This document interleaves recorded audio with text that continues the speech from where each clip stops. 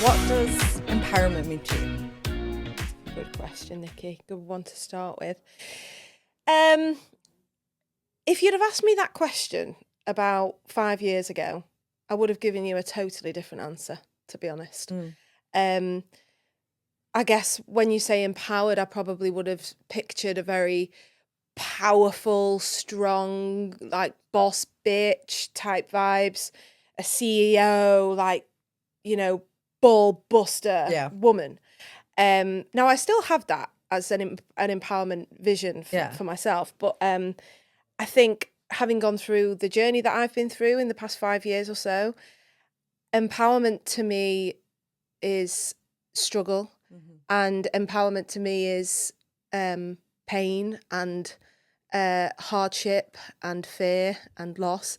That I think when you grow up, you learn that those things aren't strong. Like if I'm that, I'm not strong. And it's when you're actually in the trenches of those things, those not so nice things, that's where you find your power. Definitely.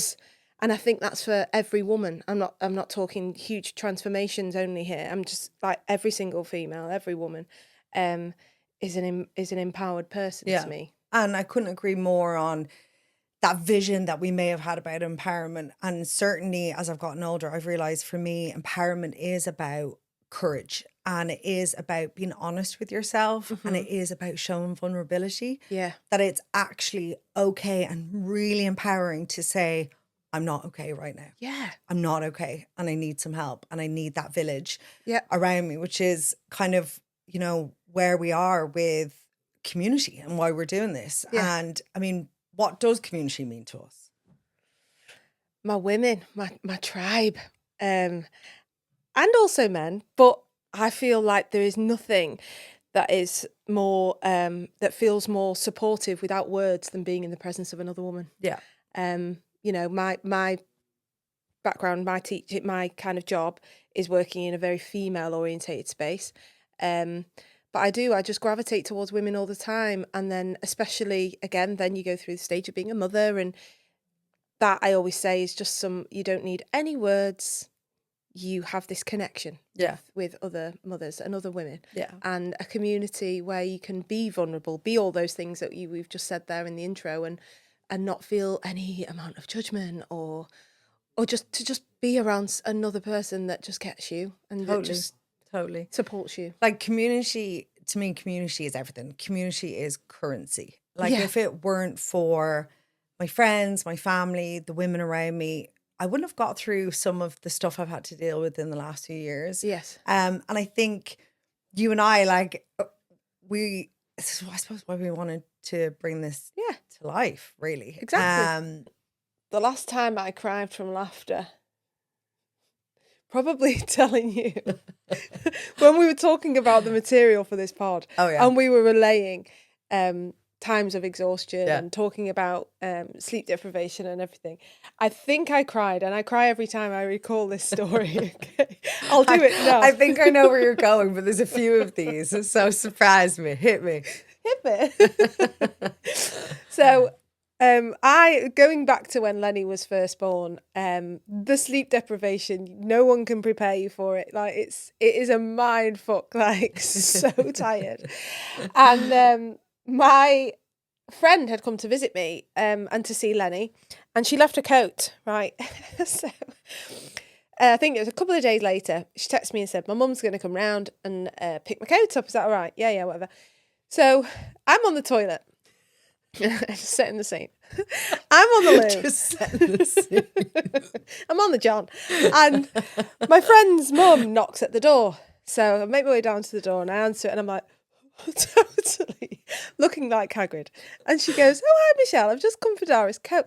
And I was like, yeah, that's fine. And then she starts chatting to me about Lenny and stuff. And I just went, I'm sorry. And I had to stop her from talking. I interrupted. Sorry, can I just stop you there? And she was like, yeah. I said, I've just had a poo, Jean, and I don't think I've wiped my bum.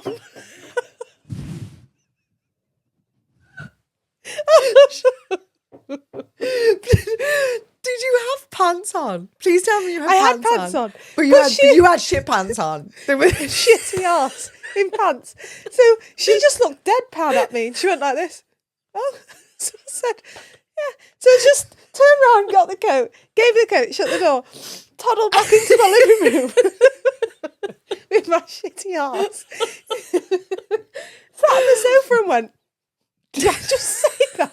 And I rang my sister and went, I've just told Dara's mum I haven't wiped my arse. And she went, what? Why? I said, I don't fucking know, mate. I've not slept in about a week.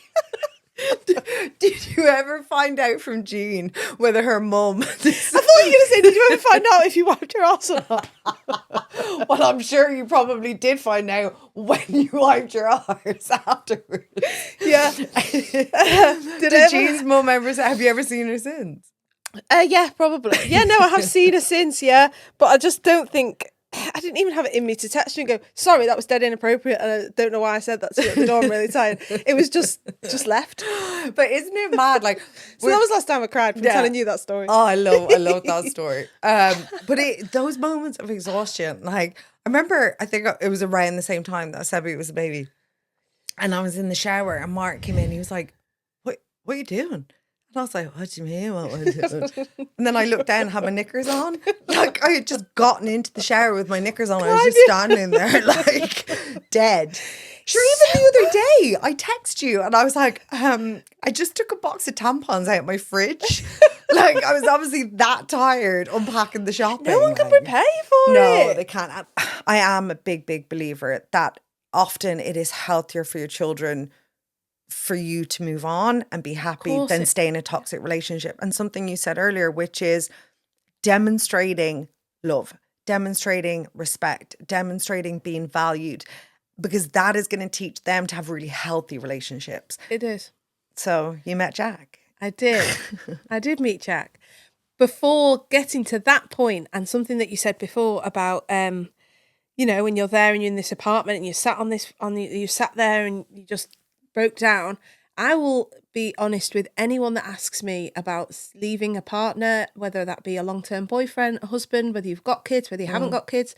You will never do anything that requires as much bravery as that. 100%. Nothing in life will ever touch it. So you and I can sit here, you know, we're kind of the aftermath and we can say, this is what our experiences were. In that moment, you will never, ever have to do anything as hard. No. And it takes so much courage that you don't think is possible to have, to leave something because your gut is telling you you deserve and you will get better. Nothing. And it won't happen. A lot of people say, how did you do it? How did you get the courage? You'll agree in that moment of deciding to leave. That's when you get the courage. You're not going to have the balls before. No. You're not, if you're waiting for the day, D-Day, I'll do it. You're probably putting things off like, I'll do it after the birthday. Well, I can't do it on that because it's Christmas coming up. And I can't do this. Listen, at the end of the day, it happens in the moment. And that snapshot decision, that's when the courage comes. And we hear this a lot when we're talking to parents, not just mums, Yep. that amongst all the amazing stuff, and like we all know what that is, Yep. there can be anger, Yep. there can be resentment, there can be rage, and it's not always intentional, right? Yep. But when with intent or without intent, there is impact. And, you know, it may not be intentional, but it affects other people. Without intent, there's effect. And often I think we hold it in and we're like, oh, secret, and he hasn't done that and she hasn't done this and blah, blah, blah. So having that open communication is really, really important. And I think it's our job as well to talk about these times where you can feel those feelings. And there's no shame in it. And there's nothing wrong with you. Like a lot of mums, I think, have this like inner secret rage, but they're like, oh, it must be my hormones or it must be this. And they're too embarrassed to say they feel that way because they're meant to be having the best time of their lives. And they don't want to add, I want to fucking kill my partner on top of that. Like, do you know what I mean? I think you're a really great advocate for speaking your truth and how you're feeling. Yeah.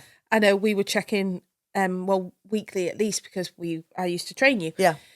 And I'd say, how's it been? And you'd always be really open about genuinely, it's been fucking shit. The kids, like you said before, don't sleep very well. And if there's one thing that can bring out all of that within the couple, resentment, rage, it's lack of sleep. And I know you've said that has been something that has been very big impact in your house. Huge. How have you navigated that with Mark? I know you've been to couples counselling. Yeah, well, I'll get on to the couples counselling, but like to take it back, I suppose, like all relationships, often problems can be there anyway, and then you throw a couple of kids in there, you throw sleep deprivation, and everything is accentuated.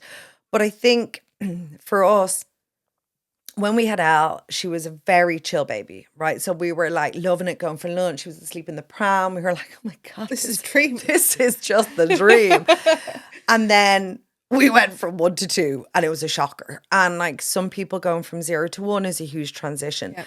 Anyone going 2+, I think you need your fucking head checked or a medal. Yeah. And some people find the whole thing amazing. Yeah. Pat on the back to you. Good for you. And that's it. Everyone's experience is so different.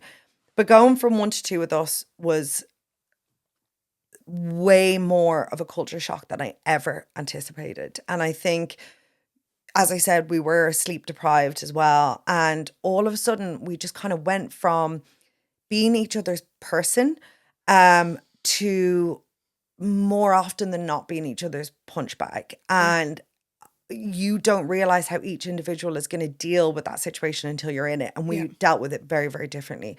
Mark is quite reactive. He can go from 0 to 100 quite quickly. And a lot of people assume that would be me, but it's actually not. When I get like that, I kind of go in on a bubble and I become very detached. I become very quiet. And those opposite reactions is kind of a recipe for disaster a little bit. And I think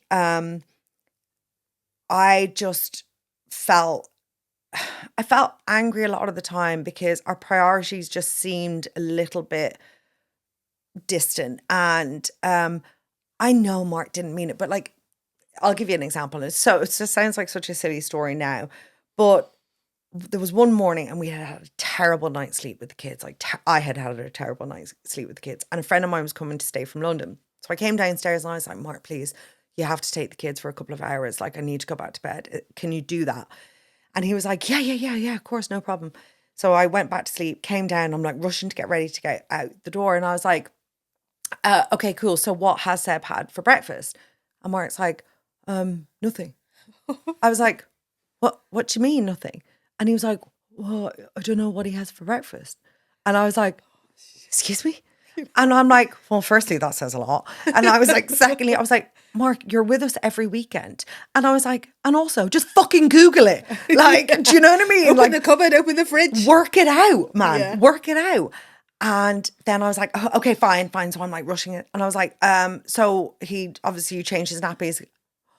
Oh no, I didn't change his nappy. And I remember in that moment, now Mark will kill me for telling me this story because he's like, he knew at that moment, like I said nothing. I was that angry. And actually, do you know what? It was the resentment at that point, I think was like contempt. Yeah. And he could absolutely see it in my eyes that he was like, oh God, shit. Oh God. And like he has double backed. And he wasn't being a dick. He was just knackered as well. Yeah. And he's all in his head and he's unorganized, and I'm incredibly organized. But you just have to, I think you really have to communicate. You have to talk about what your needs are. You can't keep holding it in because then it does become resentment. Yeah. And then when it becomes contempt, then you're in trouble. Yeah. So I'm not one for, never have been really, scheduled sex. Yeah. I think I just love it, Jack just dead spontaneous and random whenever you want. But times are very, very different from when you could just spontaneously shag in your ensuite before work, before you had kids, you know? Times are different. Therefore, the answer is often something that you don't normally do. So if that means, well, it's Wednesday shagging, it's Wednesday shagging. That is or whatever. Doesn't even have to be sex. Just something for the pair of you to be intimate with each other, I think is really essential. It's very, very important to me, the physical side, because I came from, after I had my son, it was literally, there was none. up until we pretty much separated, because I was so consumed, and my baby was my world then. Yeah. He was not. It was him. But that's saying that we didn't, it wasn't very The frequent emotional beforehand connection anyway. had gone anyway. Yes. So I think making an intentional effort to be together, because otherwise you'll lose each other. You have to come back, maybe not every single day, but just take, and I know we've spoken about, we might come to this later, but it not just being that kind of, you're both separate and then you both come together to shag. It's that those little bits of effort throughout the day, like you referred to in our last pod there, you know, a little smack on the arse, or a kiss in the kitchen, or coming up behind you and giving you a cuddle, or something, just to be mindful of each other. Yeah, definitely. And I think men really underestimate the power of that, because if going back to what you said about schedules and spontaneous, and this brings up so much controversy amongst our friends, because some people are Friday night, that's what they do. And they say it works for them. They're like, right, we're getting into bed at 9 o'clock. And then it just kind of organically happens. Other people are saying, oh, it feels too pressurized. It's too contrived, it's pressure, whatever. Whatever works for you. So what works for me and Mark is, it's that schedule but unscheduled. So because of the situation we're in, Mark travels a lot for work. Like, our son didn't sleep at all. We're sleep deprived. Our daughter's in and out of the bed. It is virtually impossible to have spontaneous sex. Yeah, of course. When we do try, often one person is not in the mood, and then there's this feeling of rejection, and all this happens. So for us, we schedule date nights. You do. I love that. And everyone says like, oh God, you guys are great for that. And we do weekends away or a night away. And we did it. We stayed in a hotel like 10 minutes from home, so that if we needed to be home, we could be. But the idea is, we're not doing it to say, right, we're doing this to have sex, but we're enjoying each other's company. We're reconnecting. We're remembering why we're together. We're looking at each other. We're laughing with each other. We're doing all those things you have to do as a couple to be able to be intimate with each other, right? And if you don't have all that stuff, when you are intimate, it just feels a bit lifeless, right? So, and then ultimately, we've had a great night. We're both happy. We end up having sex. And what you said earlier, we go, oh my God, we should have done that. We should do this more. And actually, our affection with each other is so much nicer for weeks then, because we have kind of reconnected. You've reconnected. You've had a release. Yeah, we're not passing ships anymore. Yeah. But I'd love to get your thoughts on this. I saw this woman I know who I follow on Instagram. I used to work with her, and she set up this wellness Instagram. She posted a thing recently that she booked a hotel 10 minutes from her house. She went there on her own, got ready on her own. Her husband came, they had a cocktail, they had a dinner, they shagged, and then he left. And she got to put on Netflix, have a bath, and just chill on her own in the hotel room. I love that. I was like, that is genius. That is like the merge between single Mish and I love my partner Mish. Because she was like, and I was like, that's lovely. Sexy as hell. That is sexy as hell. What a service. Because because they were like, it was like a date, but she was like, leave. And then she got to like enjoy all her own stuff. How empowering is that? So empowering. Yeah, there were some funny ones. So like one of them, first of all, right, if you're coming around to someone's house, I always used to make a real effort, because I wanted to make an effort for me, by the way. Yeah. This was not because I wanted anyone to be impressed, not bothered. I did it for me. So I always used to make an effort. I used to like literally, I was just like a Venus flytrap. And one of them like cycled, right, from town to where I lived, right? And he messaged me going, where can I leave my bike? And I was like, I was like, you cycled? All right. So then I was looking. Fantastic. No offence to any cyclists. No offence to any cyclists, but get an Uber. So then he comes in, and he's also sporting a pair of walking boots. So I was literally cycled in walking boots. With walking boots on, yeah. So I was like, right, I'm already really turned off. And then, right, before we could get going with anything, he went, I just need to use your toilet. I'm not feeling very well. And I was like, right, okay. He was in there for ages. And then he shouted from my ensuite, have you got wipes? I was like, I went, baby wipes. And he went, yeah, please. So I had to go in my son's room, get the baby wipes and post them through the side of the door. I actually can't breathe. Baby wipes. So not only have you cycled, which is minging, you're wearing walking boots, which is also minging, and you're shitting in my ensuite. Absolutely no rimming going on whatsoever. I actually can't breathe. So were you not even like, put this toilet paper in? He was like, no, I need Oh yeah, no, this is serious. We need some wipes. That's vile. Still did it though. I came across this poem that I'd totally forgotten about. And for whatever reason, this just particular poem just sat with me. And I hadn't read it in years. And I read it. So can I read it to you? Of course, I love poems. Okay. Hopefully I can read it without moving my glasses. These are my footprints, so perfect and so small. These tiny footprints never touch the ground at all. Not one tiny footprint, for now I have my wings. These tiny footprints were meant for other things. You will hear my tiny footprints in the patter of the rain, gentle drops like angels' tears of joy and not from pain.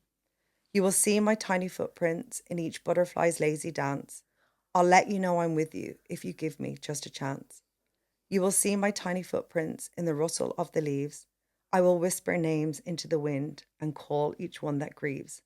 Most of all, these tiny footprints are found in my mummy's heart, 'cause even though I'm gone now, we'll never truly part.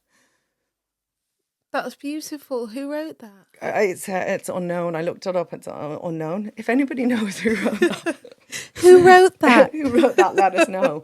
But like, That's beautiful. yeah, you know, that sometimes life moves on and you're about to have another gorgeous baby. You have a beautiful Lenny. I have my two kids that you forget about those painful times, but there are probably people going through it now and they're probably feeling hopeless, helpless, sad, like afraid of the unknown. And I hope all your dreams come true for anybody that's listening. For those that didn't quite get there, oh man, I just want to put my arms around you and hug you so tight. Same. And just to say to families out there, like, we see you, we hear you, the level of courage, bravery, resilience, all the emotions that you go through when you go through a fertility journey and baby loss. Oh man, no one should ever underestimate that. No, never. And I would say, in hindsight of my experiences of loss, some things in life are really heavy and they're really shit. And I think sometimes we can get ourselves into a position of constantly looking for a silver lining. I always like to be a glass half full all the time and look for, I used to say to my class all the time, like at the start of the day, we'd start with gratitude for something of the morning. And even if it was raining, I'd say to them, but how beautiful, because the flowers are growing and the insects are having a drink from a little leaf today. Like, aren't we grateful?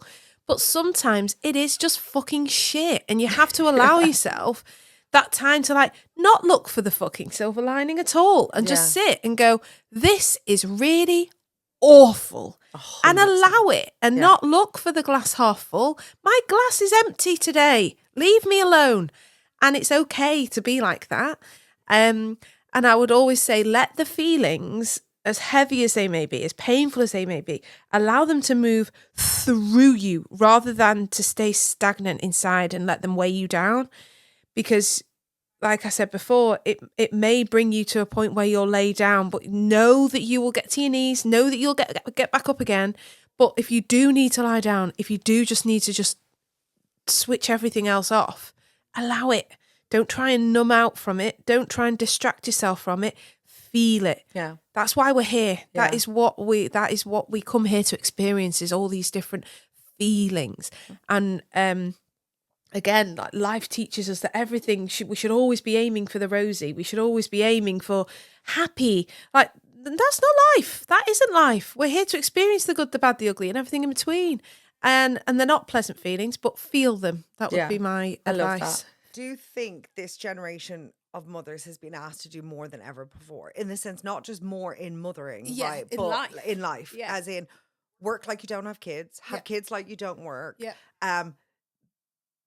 work out, put nice shit on Instagram, whatever. I know that sounds very fickle, but you know what I mean. Yeah. Be everything to everyone. Yep. But actually, to your point, is, are we feeding the beast? Like, Yes. does it take us to stand back and go, no, I'm sorry, I believe so. I draw the line. Yes. I think sometimes it comes with setting boundaries, not even for other people, but for yourself. Yeah, I agree. You have to say no.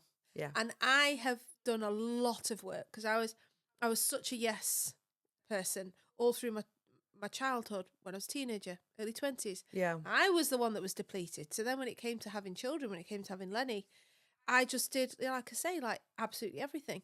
And I was having this conversation with one of my sisters the other week. If someone asks me to do something or to help, and my plan that day was to do nothing, that is still a plan. Yeah. My plan to do fuck all, that is a plan, actually. And you have to be okay. We have to be okay with, you have to be at peace and calm with doing nothing. Yeah. And there is a bit of pressure these days, isn't there? Like the whole calm parenting and the rationalising and the, talk to mummy about your big emotions. And I just think, I do like to think when I'm not pregnant, I've got quite a lot of patience. It was my background in teaching. I couldn't just scream at a class of kids all day long. No. It doesn't do anything. Yeah. So I do have those skills I appreciate to lean back on. But sometimes, like everything in life, we're human. There's balance. Yeah. And I think if I've told you 3 times calmly to do something, listen, I'm going to shout it at you. Yeah. And you'll listen. And that's just me. Yeah. And I never have. There's probably been a couple of times when he was really small that I really lost my cool. And afterwards I thought, oh, but I'd say to any of my friends and my sister, like my sister will text sometimes and go, I feel really awful. I really lost my shit before. She's got 3. And I'm like, don't feel bad. You are a human being, and we all have a limit, and we all have a maximum, and we all have a breaking point. And I think it's just as important sometimes to lose your shit and then go back to your child and go, I lost my temper before, and I apologise for that. And I will always make sure that is something I discuss with Lenny.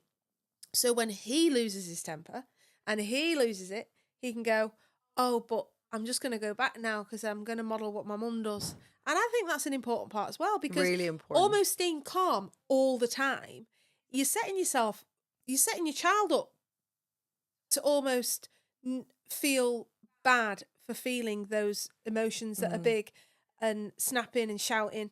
Like, just show them that it's part of being a human being. It's part of life. Yeah. It's like, this is a kind of going off on a tangent, but in school, when a child would make a sad choice, for example, and I would discuss it with the parent after, occasionally the parent would make an excuse or tell me, that didn't happen, that's not my kid. And I'd be like, listen, it's part of the life, and it's part of you making excuses for your child or pretending that thing did not happen. You are missing out an integral part of their development and their learning, because they need to feel remorse, a little bit of shame sometimes, to then apologise and make things better. It's just part of life. Like, everything's like, it's circular. There's circles to everything, and it goes with that. The emotions of losing your shit. So true. It's so true. Lose your shit, because then your kid will lose their shit, and they know what to do. Yeah, but I still think there is absolutely still shame around losing your shit game. Yeah. And that was the thing that I think I struggled with the most. Because like you, I would count myself as being a pretty patient person. Yeah. I'm a calm person. I know I'm a big personality, but I actually don't like confrontation. I'm not a shouty person at all. Mm-hmm. And nobody had really prepared me for this, and it was, I think you had sent me something about this recently, and I could not have related to it more. One of the hardest part of motherhood for me was being introduced to a version of myself that I did not like Yeah. at all, Yeah. and accepting it. Yeah. And it didn't happen that often. Yeah. And I know from friends of mine it happens more often for them. And they voice note me and they're like, there's so much guilt. There is so much guilt. And they're like, I feel awful. I feel like I'm fucking them up and blah, blah, blah.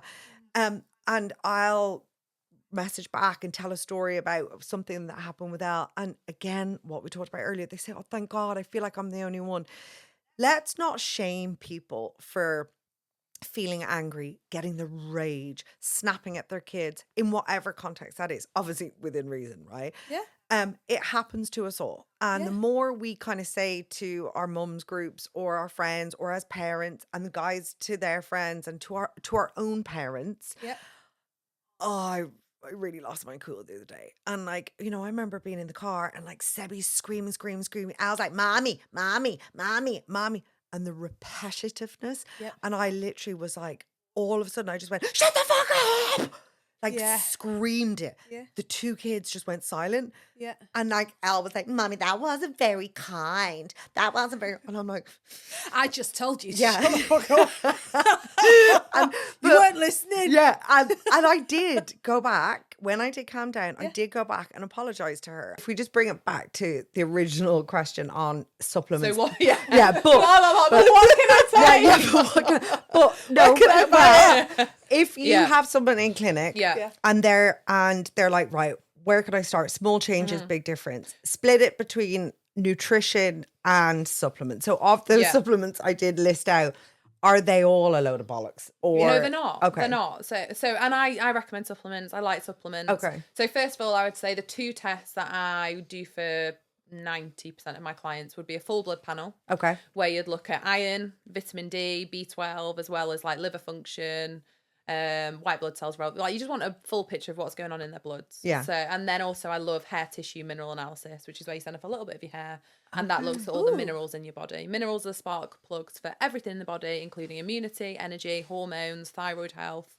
blood sugar balance, everything. So together, they really provide me as a practitioner a good overview of what's happening with that woman in front of me, that individual in front of me. I always say functional tests are like you're getting windows into your body. So with case history, symptoms, blood test, hair tissue, mineral, you've often got enough windows into someone's body that you like, that's where you need to start. Usually with any client, there are a couple of, I would call it low-hanging fruit. You could call it quick fixes. Low-hanging fruits. I'll go with the quick fix. But blah, blah, blah. What are the quick fixes? And they are things like if someone is low in iron, Okay. like, yes, that will like dramatically make you feel a lot better quite quickly.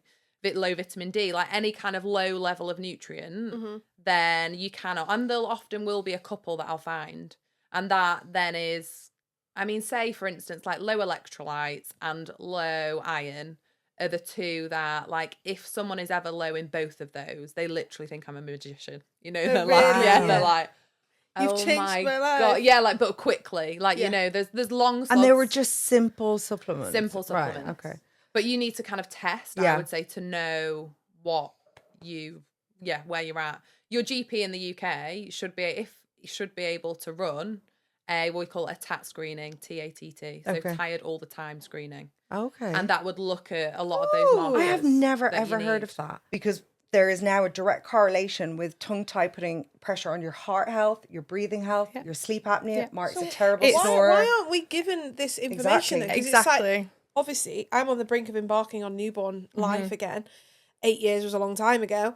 And it's everything that you're saying. It's like, it's not small stuff. It's like, not. It's scary that we're not informed. And we don't, so say, for example, you go with your gut and you think there's something wrong. Like, what would be step one to reach out to someone like yourself, or to go down your midwife, like, or what? It's you don't want to really- get fobbed off. I know, and it's really hard to give an answer to that, because there will be midwives and health visitors that are really clued up and trained on this stuff, but it's not universal, it's not blanket, and everybody's got their own opinion on it. And like you said, it's not a feeding issue, it's a nervous system issue, it's a breathing issue, it's a jaw development, it's teeth development, it's everything. And we know now that there is a massive link between ADHD and tongue tie because of how we're breathing, which makes loads and loads of sense, because if we're tongue tied, we're going to sleep with our mouth open. When we sleep with our mouth open, we're not filtering any of our oxygen that we're breathing overnight through our nose, which we should be doing,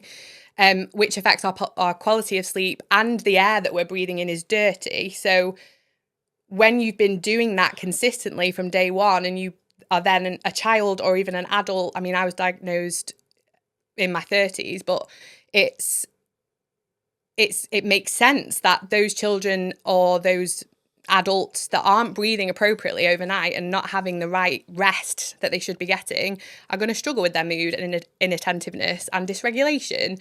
So there's the American Pediatric Society, I think that's the right term, they've kind of just published all of this research and changed the pathway for ADHD for children in America now. So if any parent is suspecting ADHD in their child, they have a tongue tie assessment and a sleep study before having ADHD medication or a diagnosis. Wow.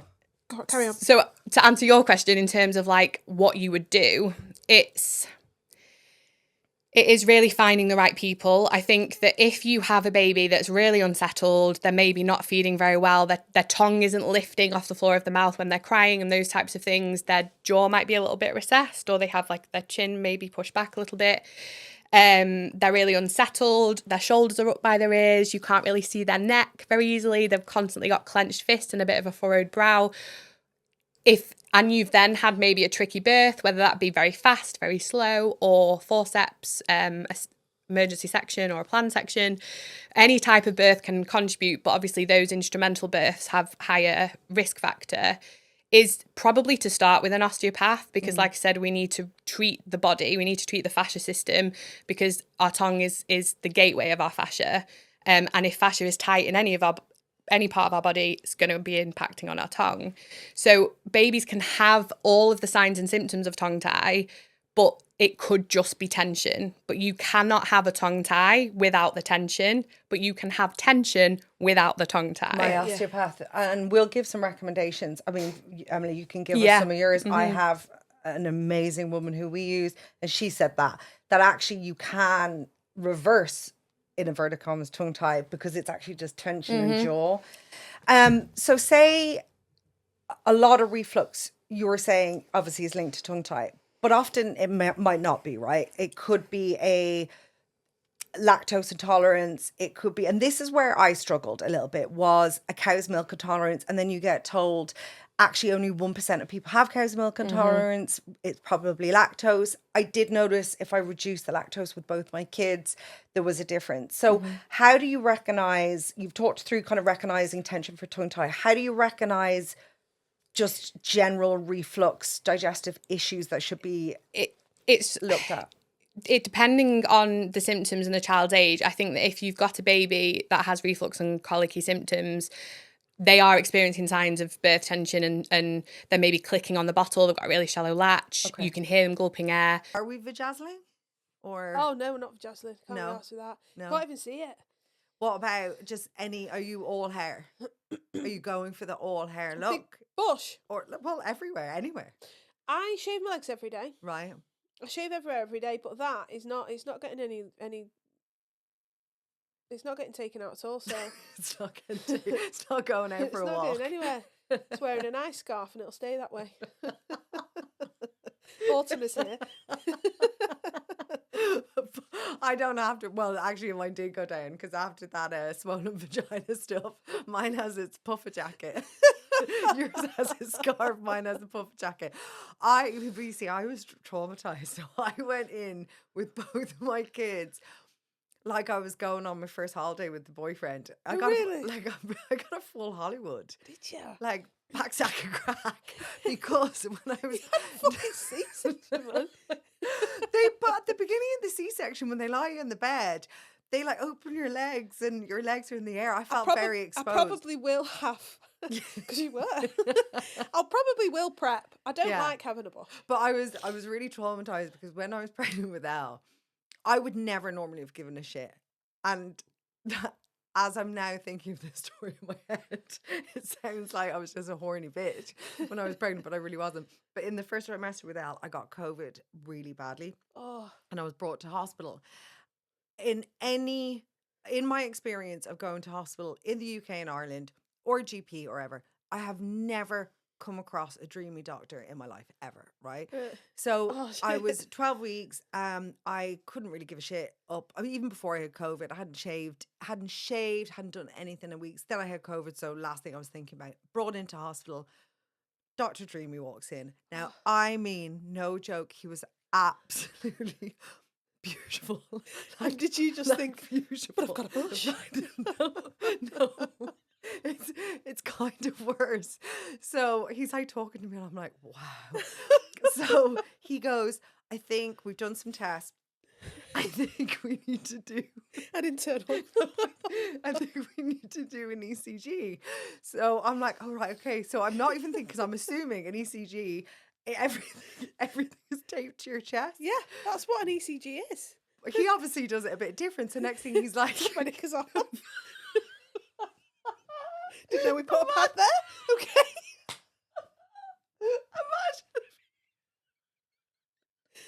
Imagine if he was like, no, you can put them back on. Now I feel like this won't even go. So he was like, could you roll up your trousers, please? And all I could think in my head, I was like, oh my God, my hairy legs, whatever. So I rolled them up and I really slowly. And I can see him. And he's like, obviously he doesn't give a shit because he's a doctor. But in my mind, he's like, oh my God, her legs are so hairy. So he puts the sticker on and he leaves, right? So I'm like, okay. So he comes back and he's like, oh, just remove it was like slow motion. And I just looked at him and we had our eyes locked. And he just rips the plaster off. And as it rips off, I see my hair stuck to the plaster, and I literally, it's like I had a wax. There was just a square of no hair, and like he looked at it, I looked at it, and we looked at each other. We locked eyes. And it was so ridiculous, and I just oh my God. So, and it took ages, and the whole thing, I was reminded of it for months because my hair would grow, but that little bit wouldn't grow. I've never seen Dr. Dreamy since. Have you not? And I was like, of all the times of my fucking life. So when I went to have both kids, I was preened and proned to an inch of my life. And the next day, I went out to a yoga class and came back, and guess what? For his second trick, everything was gone again. Oh my Yeah, God. I remember walking in the back door and the bikes were gone. And I was like, oh my God, somebody's robbed the bikes. And we had a load of expensive bikes. And I was like, somebody's robbed the bikes. And then I went in and I always remember there was a rice cooker, you know, the way like you never use these things. And like there was a ring, a dust ring where the rice cooker was. And I was like, well, like whoever's going to rob the bikes isn't going to rob the rice cooker. So I was like, oh my God, gone. that motherfucker, he's gone. He's done it again. And anyhow, next minute the doorbell rings, he arrives at the door and he's like, we need to have a chat. And I was like, literally, I was like, what the hell is going on?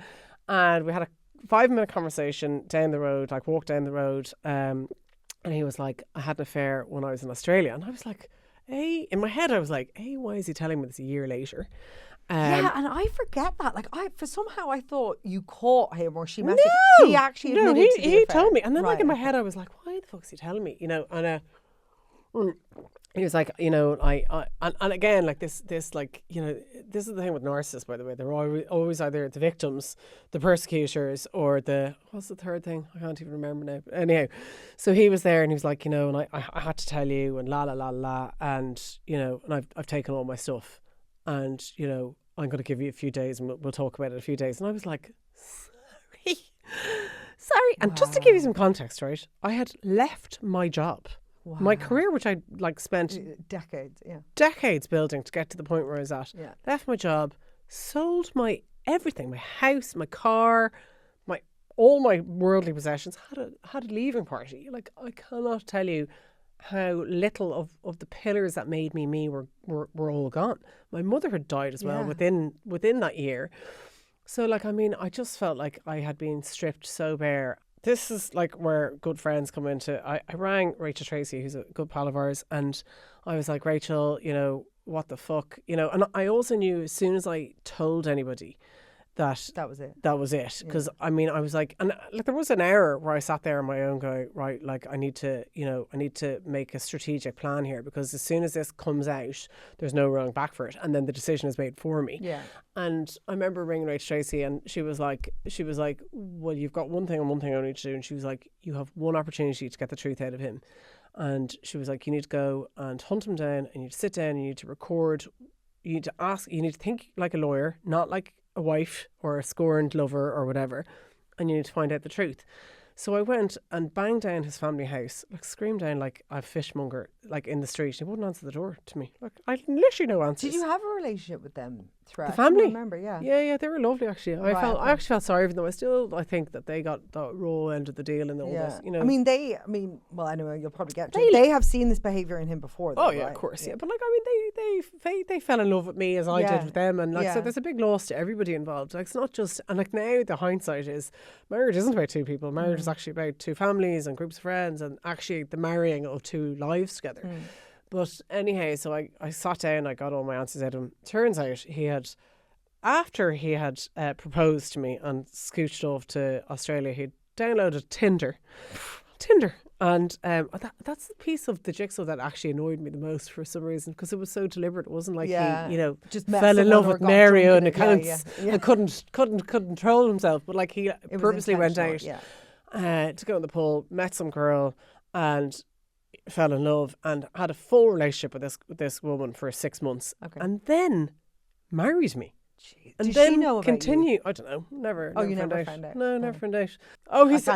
I think just in case. Yeah. He's gone through another plethora of women. I actually met somebody the other day, and he was like, "Oh, he's A like victim somewhere of else." his. I was like, "Oh, whatever." I was just like, you know, and even when I was coming in here, I was like, I haven't thought about it in so long. I was like, God, I have to, like, you know, traipse this all up again in my head. But, like, to be honest with you, the only reason I'm doing this podcast, obviously you've asked me, but I mean, for me, I feel that this is a story that's actually, the tale is as old as time. Yeah. And women, you know, it's you think that people who end up in abusive relationships are, you know, these weak kind of types who have no backbone and no integrity or no self-respect. But that is not the case at all. No. And actually, we all have vulnerabilities. Every single one of us has a vulnerability that can be exploited. And also, I mean, the other big learning for me has been, you know, about my own self-worth and my own self-love, and that in itself has been a journey. But, you know, and I've had to do a lot to kind of get to the point where I am, you know, now. Yeah. And so for anybody who does listen to this and you feel like you may be in a, you know, abusive relationship or a coercive, controlling relationship, or your husband or your partner or your father or your mother is a narcissist, you're probably right. Yeah. And for me, actually, it wasn't about getting through a period. For me, I wanted to learn from, I was like, how did I end up in this relationship? Allowing it, yeah. How did I end up, and how did I stay in it for that long? And how do I never, ever find myself in that situation again? And it was kind of through that, like, period. And also I gave myself time. For the first time in my life, I gave myself time to not be a lawyer, to not be a sister, to not be the daughter, to not be there for all these other people, to just be me. To work out who you were. And who I was. And through that kind of process, I found myself, you know, unapologetically brazen. Like, I was always brazen, but now I'm unapologetically brazen. And now I'm like, I don't give a shit whether you like me or not. I don't like care. Yeah. I love that. And, you know, and for me, the problem was arriving in these relationships and these string of bad relationships is because I was never true to myself. And I was always people pleasing or trying to win the love or the affection of somebody else, and I had never learned how to be loved. And that sounds like a very strange thing to say, but No, I it's always not at knew all. how to love people, but I never knew how to be met. Because when you don't love yourself fully, you don't understand what it's like to be loved. 100%. So it's been like a real Wow. journey for me. And then I remember the real turning point was literally about 3 or 4 months later. And I was on the phone to the counsellor guy, and, you know, he said to me, oh, you know, what do you want to talk about in this session? And I was really like, well, I was thinking about this one time. Blah, blah, blah, blah. And he said to me, I'm just going to cut you off. And he goes, I'm just wondering how much longer of your life you're going to give to this guy. And I was like, what do you mean? He goes, well, like, how long were you with him? And I was like, oh, like 6-7 years? I actually can't remember, but 6 or 7 years, whatever. And he goes, well, how much longer are you going to get from? I'm just wondering, is it going to be 6 months? Is it going to be a year? Is this going to define your life? Is this going to be, he's like, some people never get over things like this. So this could define your life, and this could be the next 10 years of your life. And he goes, and that's okay, but I just thought you should ask yourself the question. And I was like, wow, that's very... it was literally like the most like, and I was like, bulb. he is not getting one more fucking minute of my time. I No, love that. not one. And I got off that call. I don't think I had any more counselling after that. I was like, that's me done. you. And then I continued to have the best life ever. How do you both manage day to day? So talk through, and this is really important for anyone listening. This is not just about autism, right? A lot of what we're talking about can be related to, in inverted commas, children with big emotions, right? Or the tantrums you talked about, or meltdowns. We are in this world of perfect parenting, where we are not talking enough about that. We can love our children to absolute death, which is why we started Motherloading. But it can be very overstimulating, and it can be really fucking hard. And it's okay to say that, right? And it's okay to love parenting but not like it all the time. So how do you, like, I have found the emotional roller coaster really hard, really hard, because it is draining. Like, I've gone to bed some nights, I don't even eat dinner because I've nothing left. Then I feel guilty because I'm not present for my son, and I don't really enjoy him as much. He also doesn't sleep, so sleep deprivation doesn't help. How do you manage that day to, I mean, what is it like for you day to day, and how do you manage the big emotions? How do you manage the big emotions? I mean, I think it's really important to talk about self-regulating. Yeah. So in order to help anyone, to help anybody out in any situation, you have to be regulated yourself. Do you know? Yeah. So I think it's incorporating things into your life that nourish you, and those tools that help you to ground yourself so you can get through the day the best that you can, whatever is thrown at you in that day. What do you do for that? Do you have like tips or tricks, or? Don't ask me. I am gonna Claire ask is you, like, and you're gonna Claire is like, meditate, and I'm like, medicate. That's the way it happens. Like, meditate versus yin medicate. I and love yang. it. I heard someone on the radio saying, or a podcast or something, I don't know, saying like, you need to like have some sort of communication whereby you kind of say, I'm at like 40% here, like, and like, what percent are You you need on? to tap Because in, yeah. you know, if you're at 70, I need the charger, right? So like, can you just tap in? My counsellor, we did couples counselling, and she used that percentage cup of saying you have to be really aware of what your percentage is and warn that person when you're about to blow. That's and so they have funny. to tap I in. say this, but I don't do it. And when I do it, it's me going, I'm at 0%. I'm at 0% every time. And now I don't want to hear what you're at, okay? Like, but I It's said it almost first. like you have to get to burnout in order to get, you know, the card, the whole pass to exit. Do you know, where that makes absolutely no sense? You know, getting to that point isn't helpful for anybody. No. So it's the knowing, like, I know that I'm struggling here, and I need what will help me. Okay, Claire, I know what will help me. It's having an afternoon, it's going for a walk with my dog, it's being in nature, it's doing a breathwork journey, and it's disconnecting, and it's not talking.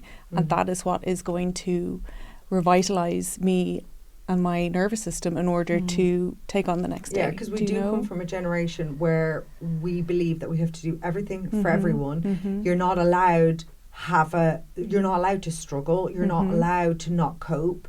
It's almost like a sign of weakness. Yeah. That narrative has to stop, because self-care, as you said, is the most important thing, because that is a domino effect on your mental health, on your child's mental health, on your partner's mental health, and your happiness. Your podcast makes me feel like I'm sat at the table with friends. Please never stop doing what you're doing. Oh, Aww. that is so Yeah. so nice. Whoever would like to sponsor season 3, Yeah. so we don't have to stop doing what we're doing. Yeah, that'd be great. That'd be great. Every week I listen while folding laundry and end up crying, laughing, or both. Mark does that for me. I don't do that. No, Yeah, I do. good. I do. It's made me feel part of a village I didn't even know I needed. Yeah. And that's, you talked about the village a lot, didn't you? I do. You both complement each other so well. It's nice to hear a normal podcast from women who aren't celebrities, who I have nothing in common with. That's really nice. And we kind of said that before. And all respect to celebrities. I love a celebrity podcast and I Yeah. love an influencer podcast. And maybe in time we may have like people who are more out there. But week to week, we like to try and keep the theme of everyday women that we can relate to. Yeah. And we've had opportunities early on to have like quite established guests on, but we chose to have women that we love, that we've experienced with, that Yeah. we've met, that we know have given a service to someone else. And they may have lesser followers, Yeah. but that didn't matter to us because it was the quality of what they were bringing and value of them, the value. They were part of our village. Yes. And that was the whole kind of thing. So relatable. We've got a lot of the relatable ones, which was really good. What we're after. What we're after. So I think like we just want to keep doing what we're doing, don't we? Yeah. And We hopefully, have so much fun. yeah, and hopefully people will really like the episodes that we have coming up. I mean, we're not gonna lie, a lot of them from when they drop will be pre-recorded because there's a baby There's a coming. baby on the way. There's a baby on the way. And please let us know what you like and what you want to hear more of, because what then would you like us to discuss? yeah, exactly. All right, sweet pea. I Okay. will see you on Friday, or not. Yeah, I we'll might see. see 2 of you on Friday. All right, mwah.